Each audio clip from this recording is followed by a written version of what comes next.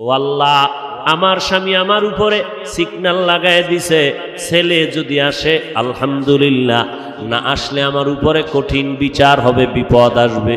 ও দয়ার মালিক, আমার কিছু বলার নাই, তুমি ইজ্জতের মালিক, মেহেরবানি করে তুমি আমার ইজ্জত হেফাজত করে নাও।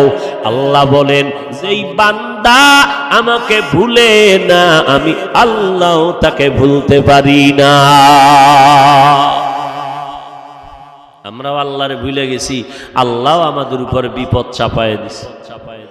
এরপরও যে চেহারাটা ঠিক আছে, অন্যায় করার পরে একমাত্র মদিনাওয়ালা নবীর উম্মত হওয়ার কারণে। এরে নবীর আশিক উম্মতের দল,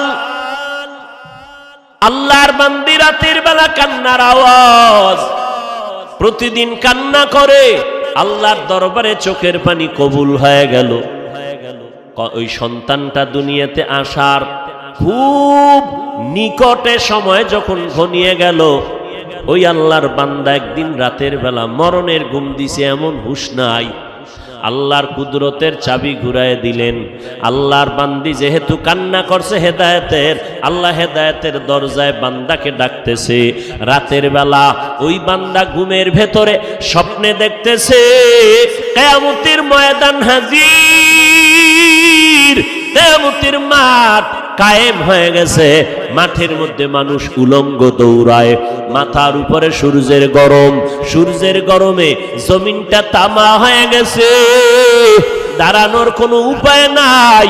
জাহান্নামীরা জাহান্নামের দিকে যাইতেছে। আল্লাহর বান্দা ঘুমের ঘরে স্বপ্ন দেখা ভয়ে কান্নায় বিভোর হয়ে গেল, কান্না করে বাঁচাও বাঁচাও বাঁচাও, কান্না করে করে করে করে এক পর্যায়ে তার যখন ফয়সালা হয়ে গেল, জাহান্নামে যাও, তুমি জান্নাতের কোনো আমল করতে পারো নাই, আমার হাতের মধ্যে জাহান্নামের হ্যান্ডকাপ লাগাইয়া জাহান্নামের ফেরেশতারা যখন জাহান্নামের দিকে রওয়ানা, আমার চোখে পানি আর কান্নার আওয়াজ, জাহান্নামের দিকে রওয়ানা। যখন আমাকে হ্যান্ডকাপ লাগাইয়া জাহান্নামের ফেরেশতারা জাহান্নামের প্রথম দরওয়াজায় দাঁড়ায় গেল, ভেতরে আগুনের মধ্যে ফেলবে। আমি জান্নাত জাহান্নামের প্রথম দরজা খোলার পরে দেখি আমার জীবনের প্রথম কন্যা জাহান্নামের দরজায় দাঁড়াইয়া হাত এভাবে দিয়ে কয়, ফেরেশতারা খবরদার আমার বাবারে জাহান্নামে নিতে দিব না, কারণ আমার বাবা আমাদের লালন পালন করতে কষ্ট কম করে নাই, আমার বাবারে জাহান্নামে নিবি না, আমাকে জাহান্নামে দাও, বাবারে জাহান্নামে নিতে দিব না। আল্লাহর বান্দা বলে, মেয়েটার কান্নার কারণে ফেরেশতারা দ্বিতীয় জাহান্নামের দরজায় চলে গেল। জাহান্নামের দ্বিতীয় দরজায় যাওয়ার পর ওখানের দরজা যখন খোলা হলো, ওখানেও তাকাইয়া দেখি আগুন, আমাকে জাহান্নামের আগুনে ফেলবে। হঠাৎ করে নজর করে দেখলাম আমার দ্বিতীয় কন্যার সন্তানটা জাহান্নামের দ্বিতীয় দরজায় দাঁড়াইয়া হাউমাউ করে কান্না করে আর বলে, খবরদার আমার বাবারে জাহান্নামে নিতে দিব না, আমাকে জাহান্নামে নিয়ে যাও। আল্লাহর বান্দা বলে, ওখানেও দিতে পারলো না। তৃতীয় দরজায় যখন গেল, ওখানে গিয়েও দেখি আমার 3 নাম্বার কন্যাটা কান্না করে, বাবারে জাহান্নামে ঢুকতে দিব না, কারণ আমার বাবা কত কষ্ট করেছেন আমাদের জন্য, কত রাত্র ঘুমাইতে পারেন নাই, খানা খাইতে পারেন নাই, কত ঈদের দিন গেছে ভালো পোশাক দিতে পারেন নাই, এরপর আমার বাবা কষ্ট করিয়া আমাদেরকে হাসি ফুটাইতেন, আমার বাবারে কষ্ট দেওয়া সম্ভব না, আমাকে জাহান্নামে দাও, আমার বাবারে দিতে দিব না। আল্লাহর বান্দা বলে, এরপরে চতুর্থ দরজায় গেল, ওখানেও দেখি আমার চতুর্থ মেয়েটা দাঁড়ানো, ওখান থেকে ফিরাইয়া পঞ্চম দরওয়াজায় গেল, ওখানেও দেখি আমার পঞ্চম সন্তান দাঁড়ানো। ষষ্ঠ দরওয়াজায় যখন নেওয়া হয় ওখানে দেখি আমার ষষ্ঠ মেয়েটা দাঁড়ানো। মেয়েটা কান্না করে আমার বাবারে জাহান্নামে নিতে দিব না। আমিও কাঁদতেছি, আমার কন্যা কাঁদতেছে। এই খবরগুলো হইতেছে আমার ঘুমের ভেতরে, কান্নার ভেতরে, চোখের কোঠায় পানি। এমন অবস্থায় আমার ঘুম ভেঙ্গে গেল। আমি দেখতেছি সজাগ হইয়া অন্ধকার ঘর, আমার গাল বেয়ে বেয়ে চোখের পানিগুলো পড়তেছে। এবার আমি ডানে বামে তালাশ করলাম আমার বিবি। আমার বিবিরে আমি বিছানায় দেখতেছি না, আমার কান্না বন্ধ নাই, আমার শরীরটা কাঁপতেছে। ভয় কি দেখেছি,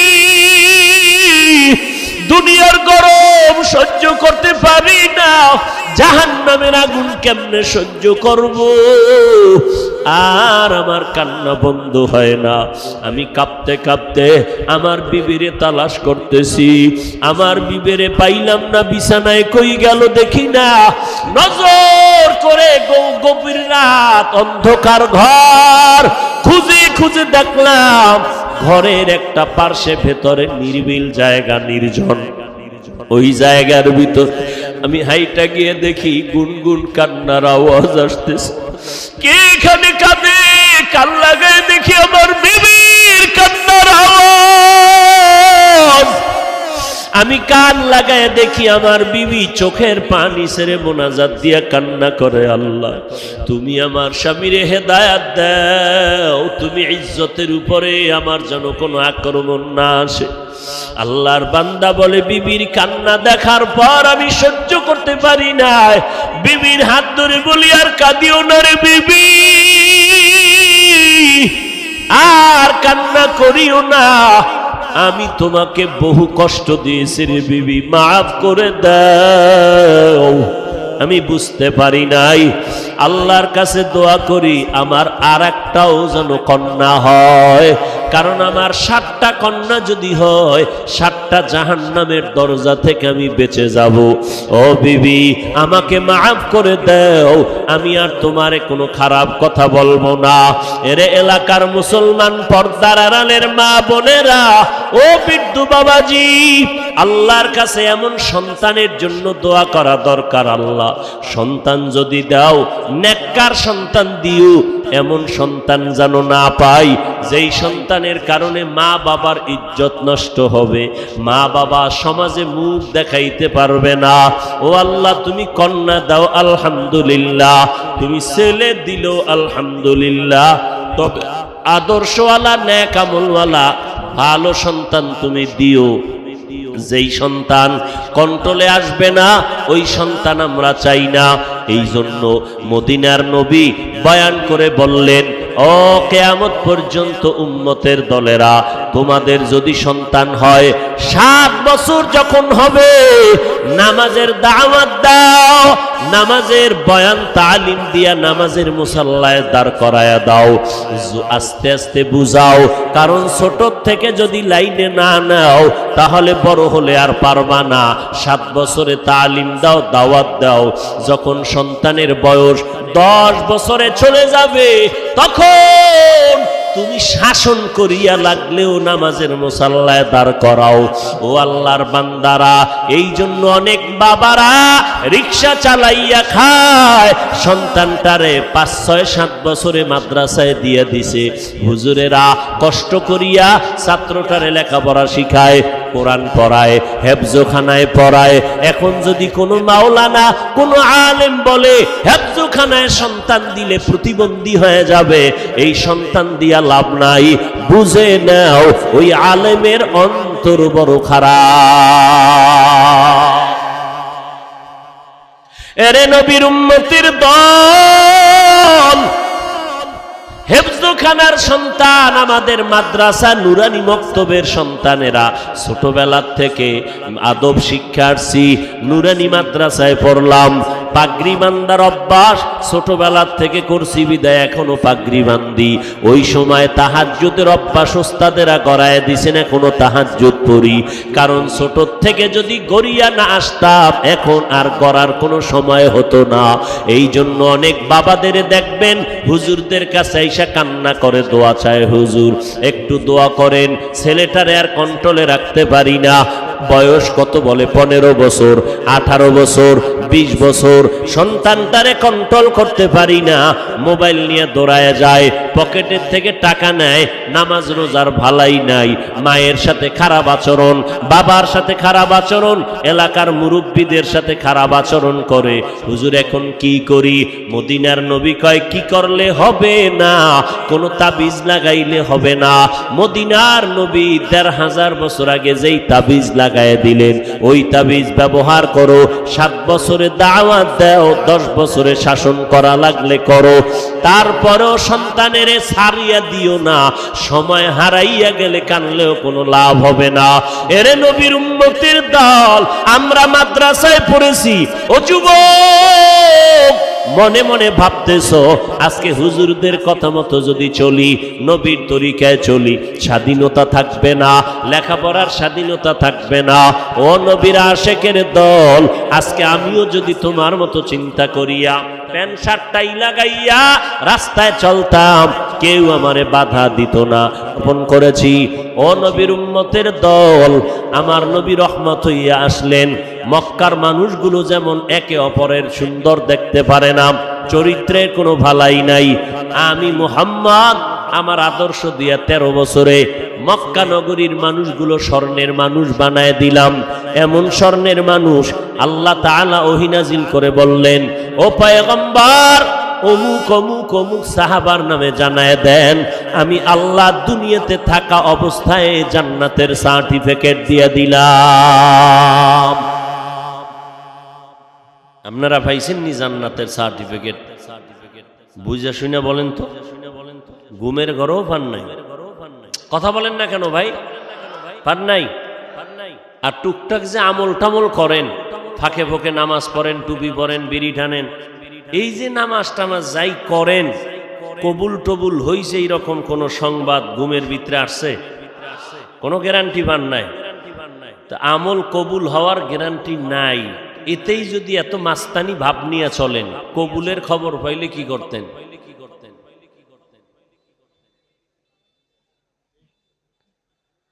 হায় হায় হায়, আল্লাহ হেদায়াত দান করেন। মায়ার নবী রহমাতুল লিল আলামিন হয়ে জমিনে আসলেন। আল্লাহ তাআলা বলেন, আমি হলাম জগৎ সমূহের জন্য রব। আলহামদুলিল্লাহি রাব্বিল আলামিন, আমি হলাম জগৎ সমূহের জন্য রব। আর আমার মুহাম্মদ জগৎ সমূহের জন্য হলেন রহমত। আমি হলাম রব্বুল আলামিন, আমার বন্ধুটাকে বানায় দিলাম রহমাতুল লিল আলামিন। মায়ার নবী বলেন, আরবের মানুষগুলো কন্যাদেরকে তুচ্ছ মনে করে তাড়ায় দেয়। আল্লাহ তাআলা আমার দ্বারা নারীদের ইজ্জত প্রতিষ্ঠিত করে দিলেন স্থায়ীভাবে। আমার বয়স যখন 25 বছর হয়, 40 বছরের একজন বিধবা নারী খাদিজা রাদিয়াল্লাহু আনহা, 2 জন স্বামী বিদায়ের পর আমি মুহাম্মদ তৃতীয় স্বামী হিসাবে তার ঘরে চলে গেলাম। আরবের মানুষগুলো সমালোচনায় ভরপুর হয়ে গেল, মুহাম্মদ নবী দাবি করে আবার বিধবারে বিয়ে করলো কেন? মদিনার নবী বলেন, জগতের নারীরা শুনে নাও, জমিনের মধ্যে কোন ধর্ম, ইহুদি ধর্ম, খ্রিস্টান ধর্ম, দুনিয়ার কোন ধর্মের ভিতরে নারীদের সম্মান কেউ বাড়ায় নাই। আল্লাহ তাআলা ইসলামের ব্যানার দিয়া আমি মুহাম্মদের দ্বারা নারীদের ইজ্জত বাড়ায় দিয়েছেন। এই কথা যারা বুঝে না তারা স্লোগান দেয় ইসলাম নারীর অধিকার দেয় নাই।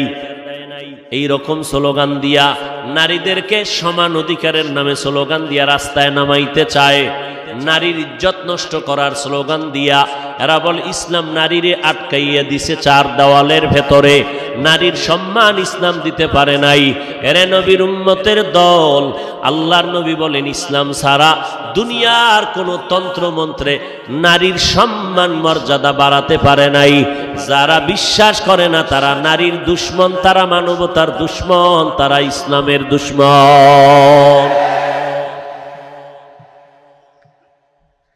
কন্যা সন্তানদের তারা অবহেলা করে, কন্যা সমাজের বোঝা। মদিনার নবী বলেন, ও দুনিয়ার মানুষ, একটা কন্যার যদি বাবা হও তুমি অন্তরে খুশি হও, তুমি একটা জান্নাতের মালিক হয়ে গেছো। দুইটা কন্যার যদি বাবা হতে পারো তুমি দুইটা কন্যা পাইয়া দুই জান্নাতের মালিক। তিনটা কন্যা যদি পাও তুমি তিনটা জান্নাতের মালিক। চার কন্যা পেলে তুমি চারটা জান্নাতের মালিক। এরে নবীর উম্মতের দল, বর্তমান দুনিয়াতে এমন কিছু দুশ্মন আছে, মাওলার কাছে ছেলে হইলে খুশি, মাইয়া হইলে বড় বেজার। আসেনি? মাইয়া হইলে বেজার যদি হও তো তুই মাইয়া বিয়া করলি কা? ও নিমক হারাম, রসুলের দুশ্মন। কন্যা সন্তান হলে কষ্ট পায়, ছেলে হলে খুশি কেন? যৌতুকের নামে পচা পায়খানা খাওয়া যাবে মজা করে, কি ঠিক না? কুকুরকে বিরিয়ানি পোলাও যদি দাও কলিজা ঠান্ডা হবে না যতক্ষণ না পাক না দিবা। এই সমাজের মানুষের যতই বয়ান দেই না কেন, এরপরেও তাদের হারাম খাইতেই হবে, না খাইলে কলিজা ঠান্ডা হবে না। ছেলেটা হইলে খুশি, এই ছেলেরে যৌতুক নিয়ে বিয়া করাবো। যেই মাইয়া আমার ছেলেরে দিবি আগে কন্টাক্ট করে বিদেশ নিবি নি, ভিসাটা দিতে পারবি নি, তাহলে আমার মাই তোমার মেয়েটা নিব। তোমার ছেলে ভিসা দিল, ভিসা পাইয়া বউ ফালাইয়া এবার আবার বিদেশ চলে গেল। বলো তোমার বউরে কার কাছে পাহারা দিলে? আমার ছোট ভাই আছে না, আমার ছোট ভাই পাহারা দিবে। ঘরের মধ্যে সমাজের ভেতরে জেনার আড্ডাখানা বানায় দিলারে ভাই, নারীর উপরে জুলুম করলা যৌতুক আনিয়া। 250 গ্রাম বাথরুমে 2 কাপ পায়খানা খাইলে এই পরিমাণ আল্লাহ বেজার হবে না? যৌতুকের নামে পচা পায়খানা খাইলে যেই পরিমাণ আমার আল্লাহ বেজার। কারণ পায়খানা খাইয়া হালাল সাবান দিয়া কুলি করবি, মুখের গন্ধ চলে যাবে। কিন্তু যৌতুক খাইয়া শ্বশুরের কাদাইলি, শাশুড়ির চোখের পানি ফালাইলি, বউটার উপরে জুলুম করলি। খোদার কসম একবার, আল্লাহর কসম 2 বার, আল্লাহর কসম 3 বার, যৌতুক নিয়ে যারা বিয়া করবি তোদের মরণ পর্যন্ত সংসারে কোনোদিন শান্তি হবে না। শান্তি দেওয়ার মালিক তোমার আব্বা। কে? আল্লাহ শান্তি দিবে আল্লাহর সাথে গাদ্দারি করলে। हकीकत से तो दुनिया बेखबर है, दुनिया की नुमाइश पर नजर है।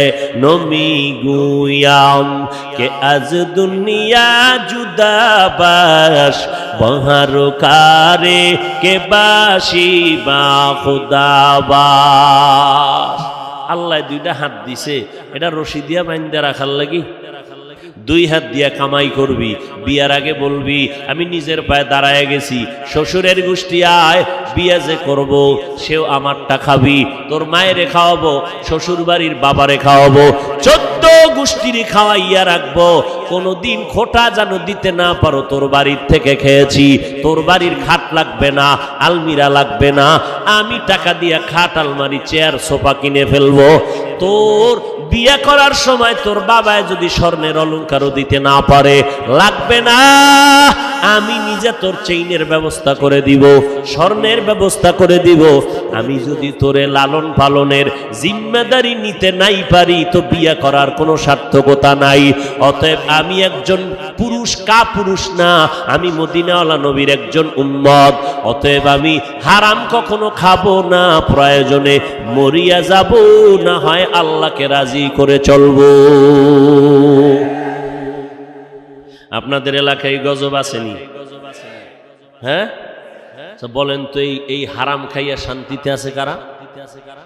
ওর ঘরের সন্তান সব কুতুবুল আলম। হ্যাঁ, নাই নাই নাই নাই, আল্লাহ হেদায়াত দান করুন।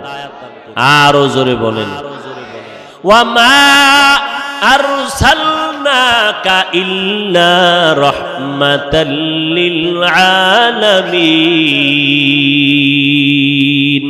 কেমন মায়ার নবী, নারীর জন্য রহমত। আম্মাজান খাদিজাকে বিয়া করিয়া রহমত বর্ষণ করে দিলেন। ও দুনিয়ার মানুষ, বিধবা নারীর এত সম্মান। আমি মুহাম্মদ এই খাদিজার গর্ভ থেকে সন্তান পেয়েছি। আমি মুহাম্মদও কোনো ছেলে নাই, আমিও 4 কন্যার বাবা। কন্যা হইলে খুশি না বেজার? বাবা খুশি হইও, মনে মনে চাইছিল আল্লাহ একটা ছেলে দিও। মাইজবান্ডারে গেলাম, ওই শাহজালালের মাজারে গেলাম, কত মান্নত করলাম ছেলের জন্য, কত তাবিজ লাগাইলাম, কত পানি পরা লাগাইলাম, এরপরও ছেলে দিলেন। আরে আল্লাহ, সব আমার কন্যা দিলা কেন? আমার বুঝি বিপদ ঘনায় আসতেছে। আল্লাহর কসম করে বলি রে বাবা, ছেলে হইয়া তোমার হয়তো বা ক্ষতির কারণ হয়ে যেত। কারণ কয়েকদিন আগে তুমি দেখো নাই, মিডিয়ার মধ্যে দেখছো, বাড্ডা থানা, ঢাকার জমিনে বাড্ডা থানায় 2টা বড় বড় সন্তান রেখে বাবায় কোটি সম্পদ রেখে মরে গেল। ওই সন্তানেরা বাবার লাশটা ফালাইয়া বাবার সম্পদ ভাগ বটোয়ারা নিয়ে ঝগড়ায় লিপ্ত হয়ে গেল। সারা দিন রাত চলে গেল, বাবার লাশটা দাফন করার সময় পায় নাই। ও মোমেন শাহী এলাকার মানুষেরা, শেরপুরের মানুষ, তারাকান্দার মানুষ, ভালো করে শুনিয়া নাও। এমন কুলাঙ্গার সন্তান জন্ম দিয়া কোনো লাভ নাই, এমন কুলাঙ্গারের বাবা দাবি করে কোনো লাভ হবে না। যেই সন্তানের দ্বারা তোমার ইজ্জত থাকবে না, ওই সন্তান দিয়ে লাভ কি? জেলখানায় যাবা?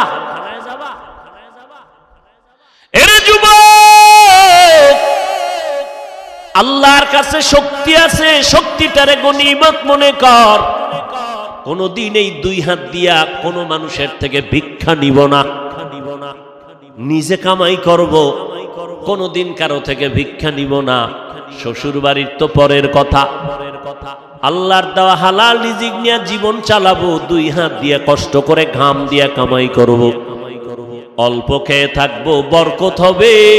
দুনিয়াতেও বাদশার হালাতে স্বাধীনভাবে চলবো, পরকাল জীবনে আমি হাসতে হাসতে আল্লাহর জান্নাতে চলে যাব। এরে নবীর আশিক, তোমার ছেলে না হইয়া যদি দেখো আল্লাহ কন্যা সন্তান দান করেছেন, আল্লাহর মর্জি, আল্লাহর উপরে সিজদা করে শুকর আদায় করো রে বাবা। ছেলের দ্বারা যে উপকার না হইতো, আমার মাওলা তোমার কন্যার দ্বারা তার থেকে বেশি উপকার করবে। এই বাবারা, তোমাকে লাজ লজ্জা কবে হবে জানি না, একটু চিন্তা করিও। আজকে তোমার ঘরে একটা মেয়ে, 5টা ছেলে, বাবার জন্য কলিজা দিয়া মোহাব্বত কে করে বলেন তো? জোরে বলো।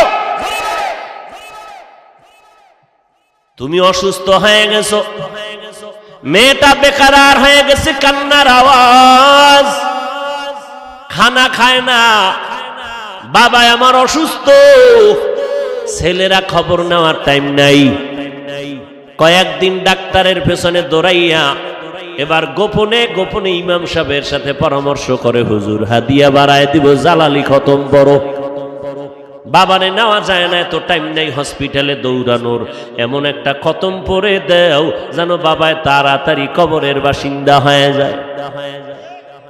আর মেয়েটা কলিজা ফাটাইয়া কান্না করে, মালিক আমার বাবারে সুস্থ করে দাও। মায়েরে দইরা কান্দে, ভাইদেরকে টেলিফোন করে, ভাই আমার বাবার একটু ডাক্তার কেন দেখাও না, আমার বাবার কান্না সহ্য করতে পারি না, আমার বাবার জন্য কলিজাটা সিরিয়া যায়। এরে নবীর উম্মতের দল, আল্লাহর বান্দা একটা ভালো ঘরের মাইয়া বিয়া করছে, কিন্তু নিজের অন্তরটা ভালো না। আল্লাহ পাক অনেকের নিয়ামত দেয়, কিন্তু মানুষ ধরিয়া রাখতে পারে না। অনেক কপাল পোড়ার কপালে ভালো ভালো মাইয়া আইসা পড়ে, ভালো বাবার কন্যা, নামাজ ছাড়ে না, স্বামীর খেদমত করে, কিন্তু কপাল পোড়া ওই বউ ধইরা রাখতে পারে না। ও চায় দুনিয়ার গুনাহ নিয়ে চলবে, কিন্তু নেককার নারী পাইয়াও বান্দা খুশি হইতে পারে না, ওর কপাল থেকে নারী চলে যায়। ও এলাকার মুসলমান, এক আল্লাহর বান্দা নিয়ত কইরা বিয়া করলো, মাইয়া পাইছে ভালো বাবার সন্তান, ঘরে আসার পর 1 বছর 2 বছর 2টা কন্যার মালিক হয়ে গেল, আবার কন্যা আবার কন্যা, এভাবে কন্যা। ওই লোকটা চায় একটা ছেলে 2টা ছেলে, আমার ঐতিহ্য ধরে রাখবে কে, আমার এই ব্যবসা বাণিজ্যকে ধরে রাখবে। মনে মনে চায় আমার ছেলে দরকার অনেক, কিন্তু একটা ছেলেও নাই। আল্লাহর মর্জি, আল্লাহ কন্যা দেয় 1 2 3 4, এভাবে হতে হতে 6টা কন্যা সন্তানের বাবা হয়ে গেল এই বান্দা। এবার মাথা পুরা গরম, গরম হতে হতে এক পর্যায়ে গরম হইয়া কয়, ও আমার স্ত্রী, 7ম যদি সন্তান হয়, ছেলে যদি না হয়, গাড়ি রেডি কর, বাবার বাড়ি তালাক দিয়া বাড়ি ফিরাইয়া দিব, আর তোরে নিয়ে ঘর করব না। কন্যার সন্তান আমি চাই না, আমি চাই ছেলে, কন্যা দরকার নাই। আল্লাহর বান্দি স্বামীর সাথে কখনো তর্কে জড়ায় না, কারণ স্বামীর পদতলে স্ত্রীর জন্য আল্লাহর রহমত বর্ষিত। ও স্বামী, মদিনার নবী বলেন, আল্লাহ যদি আল্লাহ ব্যতীত অন্য কাউকে সেজদা করার আদেশ দিতেন, নারীদেরকে বলতো পুরুষের কদমের মধ্যে সেজদা করো। এরে নবীর উম্মতের দল, আল্লাহ ছাড়া আর কাউকে সেজদা করা যেহেতু জায়েজ নাই, এই জন্য কোনো নারী স্বামীর কদমে সেজদা করতেও পারবে না। আল্লাহর বান্দা আল্লাহর কাছে বারবার ছেলে চায়, স্ত্রীর সাথে রাগ করে। এরে নবীর উম্মত, আল্লাহর বান্দি কোনো কথা না বলিয়া 5 বেলার নামাজ পড়ে আর আল্লাহর কাছে কান্না করে, ও মালিক, মেহেরবানি করে তুমি আমার স্বামীর হেদায়েতের দরজা খুলে দাও, দিলটা নরম করে দাও, আমার ইজ্জত নষ্ট করবা না। জীবনে বিয়া হইছে মাত্র একটা, আমি মরিয়া গেলে যাব। দ্বিতীয় বিয়ার জন্য মেয়েরা কান্দে না, জাতের মেয়েরা কয় আমার জীবনে বিয়া হবে একটাই, একটা বিয়েই হবে। ও আল্লাহ, আমার স্বামীর ঘর আমি ছাড়ব না, তুমি আমার স্বামীর হেদায়েতের দরজা খুলে দাও। মাইয়াহদিল্লাহু ফাহুয়াল মুহতাদ ওয়া মাইয়ুদলিল ফালান তাজিদা লাহু ওয়ালিয়াম মুরশিদা। হেদায়েতের মালিক কে? একমাত্র আমার আল্লাহ। আল্লাহ যদি চান হেদায়াত পাবে, যদি কপাল খারাপ হয় কপালে হেদায়াত আসবে না। হেদায়াত পাওয়ার মতো কোনো মুর্শিদও খুঁজে পাবে না, কোনো পথ প্রদর্শক খুঁজে পাবে না। এরে নবীর উম্মতের দল, ছেলে দান করেন আমার আল্লাহ, মেয়ে দান করেন আমার আল্লাহ, দোনোটাই দেন আমার আল্লাহ, কোনোটাই দেন না তাও ক্ষমতা কার? লিল্লাহি মুলকুস সামাওয়াতি ওয়াল আরদ ইয়াহাবু লিমান ইয়াশাউ ইনাসা ওয়া ইয়াহাবু লিমান ইয়াশাউ যুকুর আও ইউযাওয়িজুহুম যুকরানা ওয়া ইনাসা ওয়া ইয়াজআলু মান ইয়াশাউ আকিমা ইন্নাহু আলিমুন কাদির। টুপিটা মাথায় দিলে মাথা গরম লাগে, কম বুঝি না, এরপরও কেন টুপি ফালাই না? দাড়িটা লম্বা করার কারণে যৌবনের ভাব চলে যায়, এরপরও কেন দাড়ি ফালাই না? লম্বা জামা পরার কারণে শরীর গরম লাগে, তারপরও কেন ফালাই না? কওমি মাদ্রাসায় লেখাপড়া করেছি, যেখানে পড়লে কোনো চাকুরি নাই, এরপরও কেন ওই রাস্তা ছাড়ি না? তাবলিগের পথটাও বন্দীদের পথটা কেন ছাড়ি না? এরে নবীর উম্মতের দল, চিন্তা ভাবনা করে দেখলাম আল্লাহর কোরআন সত্য, নবীর কথা সত্য। আরো দেখলাম কি জানো, নবীর তরিকা মতো চলতে গেলে যারা কয় স্বাধীনতা থাকে না, আমরা দেখলাম আমাদের স্বাধীনতা তো নষ্ট হয় নাই। নবীর তরিকা ছাড়া যারা, এরাও যেমন 3 বেলা খায়, আমরা নবীর তরিকাওয়ালারাও তো 3 বেলা খাই, আরো ভালো খাই, বেশি খাই। নবীর তরিকা যারা বাদ দিল, এরাও যেমন ব্যবসা চাকরি করে, আমরাও তো ব্যবসা চাকরি করার সুযোগ আছে। ও আল্লাহর বান্দা, যারা স্কুল কলেজে পড়তেছি, এরাও লেখাপড়ার স্বাধীনতা নিয়া, আমরাও তো স্বাধীনভাবে চলি। ওই যারা নবীর তরিকা মানে না, দেশ বিদেশ সফর করে, আমরাও তো দেশ বিদেশ সফর করি, তো আমাদের তো সম্মানও কমে নাই, স্বাধীনতাও নষ্ট হয় নাই। আর পরকালের চিন্তা করে দেখলাম আজকে আমি চেয়ারে বসিয়া বয়ান করি, এই ময়দানে হাজার লাখ মানুষ, এই মানুষগুলো বয়ান শুনতেছে। আজ আমি বক্তা, আপনারা সবাই শ্রোতা, আমার কত দাম। কিন্তু চিন্তা ভাবনা করে দেখলাম, যেদিন সাদা কাপুনের প্যাকেট রেডি হয়ে যাবে, আজরাইল ঈসা বাঁশিতে সিগন্যাল দিয়ে আমার প্রাণ নিয়ে যাবে, ওই সাদা কাপুনে যেদিন ঢুকবো, ওই দিন দেখা যাবে কেউ আমার পাশে নাই। আমার আত্মীয়, আমার রক্তের লোকেরা আমার গেঞ্জিটারে বেলেট দিয়ে কেটে রেখে দিবে। 3টা সাদা কাপনের প্যাকেট বানাইয়া ওই মাটির গর্ভে কবরে রাখিয়া সবাই চলে যাবে। ওখানে আমার এত ভক্তবৃন্দ কেউ যাবে না, ওই কবরে কেউ আমার সঙ্গে থাকবে না, ওই কবরে একটা বাতিও কেউ দিবে না, টেলিফোনের ব্যবস্থাও হবে না। ওই কবরে যাওয়ার পরে মদিনার নবী বলেন, তুমি পীর নাকি মুরিদ, তুমি ধনী না গরিব, আলেম না মূর্খ, ফেরেশতারা জানতে চাইবে না। ফেরেশতাদের প্রশ্ন হবে 3টা, রবের পরিচয় দাও, ধর্মের পরিচয় দাও, রাহমাতুল লিল আলামিনের পরিচয় দাও। নবী বলেন, যারা জবাব দিতে পারবে তাদের কবর হবে রওজাতুম মির রিয়াজিল জান্নাহ, যারা দিতে পারবে না তাদের কবর হবে হুফরাতুম মিন হুফারিন নার। ওই অন্ধকার কবরে দুনিয়ার থেকে যারা রবের গোলাম হয়ে যাবে তারা জবাব দিয়ে দিবে রব্বি আল্লাহ। যারা ইসলাম মেনে চলবে কবরে গিয়া জবাব দিবে দীনিয়াল ইসলাম।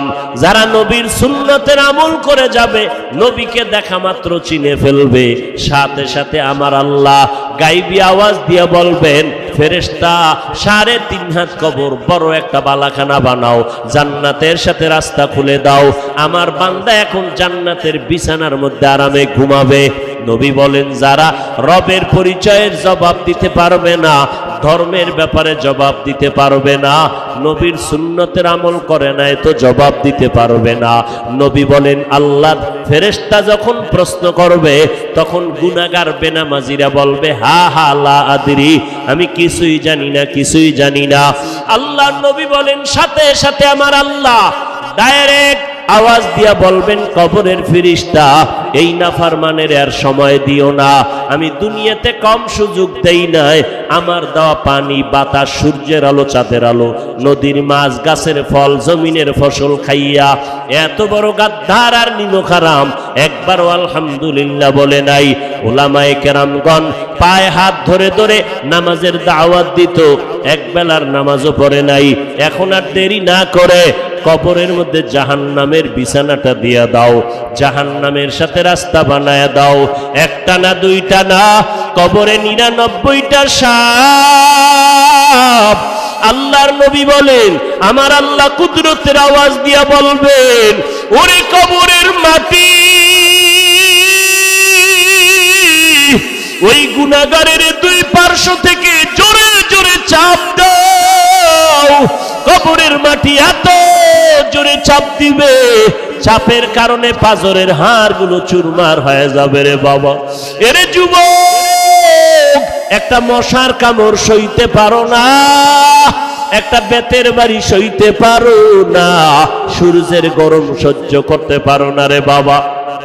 গুনাহ নিয়ে কবরে গেলে ওই কবরে মাটির চাপ কেমন করে সহ্য করবা, জাহান্নামের আগুনের গরম কেমনে সহ্য করবা। আমার আল্লাহ তওবার দরজা দিয়ে ডাকে, ও গোলামেরা তওবা কর।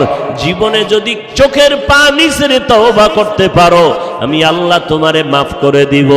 এ যুবক ভাইয়েরা, আমার পর্দার আড়ালের মা বোনেরা, বৃদ্ধ বাবাজিরা, আমার মাওলাকে মনে মনে ডাকিয়া বলো, হে মালিক, এই ময়দানে আমার মতো গুনাহগার কেউ নাই। গুনার কারণে আমার হাত না পাক, আমার চোখ না পাক, আমার জিহ্বা না পাক, আমার অন্তর না পাক। আমার গুনার খবর আমার মা বাবা, ভাই বোন, পরিবারের কেউ জানে না। জানলে কেউ আমারে সম্মানের নজরে দেখতো না। ও মালিক, আপনি গুনার খবর জানার পর রাগ করিয়া পানিও বন্ধ করেন নাই, বাতাস বন্ধ করেন নাই, খানাও বন্ধ করেন নাই। ও আল্লাহ, আজকে তওবার নিয়ত করেছি, জীবনে কত নামাজ বাদ দিলাম। ও যুবকেরা, তোমার আমার মতো যুবক স্কুল কলেজে পড়ে র্যাব আর্মি পুলিশ বিডিআরের চাকরি করে, নামাজ ছাড়ে না, ড্রাইভারি করে, কৃষিকাজ করে, নামাজ ছাড়ে না।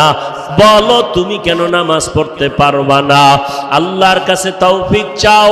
ও আল্লাহ, আজকে থেকে তওবার নিয়ত করলাম, নামাজ বাদ দিব না, মা বাবার দোয়া নিয়ে চলবো, কষ্ট দিব না, ওলামায়ে কেরামের বিরোধিতা করে গুনাহগার হব না, আহলে হক ওলামাদের পরামর্শ নিয়ে চলবো, দেশ ও জাতির বিরুদ্ধে কোনো ষড়যন্ত্রে লিপ্ত হব না। ও দয়ার মাওলা, তুমি আমার তওবা কবুল করে নাও, তওবার উপরে চলার তৌফিক দান করো। তুমি যদি তৌফিক না দাও, আমি সঠিকভাবে টিকে থাকতে পারবো না, শয়তানের ধোঁকায় আমি পিছলে পড়ে যাব। ও আল্লাহ, খাঁটি অন্তরে তওবা করতেছি,